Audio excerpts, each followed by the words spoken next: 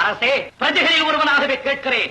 கோமலவல்லி, கோமேதக சிலை, பூவும் குயில், புதிக்கும் மான் என்றெல்லாம் உம்மால் புகழப்படும் இந்த கோணல் புத்திக்காரியின் கொள்ளி கண்களை, கொடிய நாக்கை என் கூர்வாளுக்கு இரையாக தந்துவிட்டு அதை எதிர்த்தால் உண்மையும், உமக்கு பக்கத்துணையாக வந்தால் அந்த பட்டாளத்தையும் பிணமாக்கிவிட்டு சூன்யக்காரிக்கு ஆலவட்டம் சுற்றியவர்களை சுடுகாட்டுக்கு அனுப்பிவிட்டேன் என்று சுழலும் வாளுடன் சூழும் புகழுடன் என் அன்னையிடம் ஓடி மன்னிப்பு கேட்க வேண்டும்.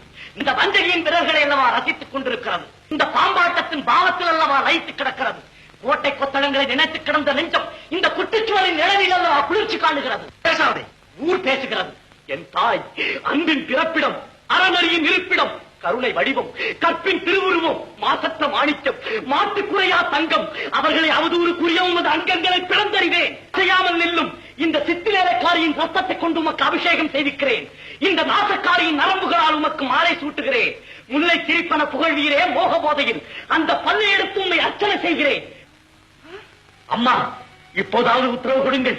இப்படியே இந்த நீச்சல்களை கசக்கி எரிந்து விடுகிறேன்.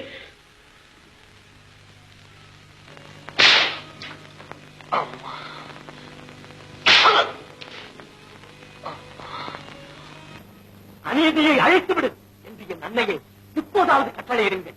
கடைசி நேரம், கடைசி வேண்டுகோள்.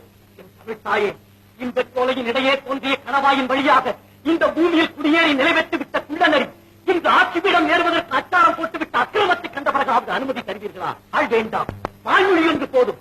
தர வேண்டாம், தாயின் படை நீக்கிறார் போதும். கட்டம் தர வேண்டாம் தாயே, ஒரு கஞ்சாடை போதும். உங்களுக்கும் எனக்கும் எல்லோருக்கும் விடுதலை.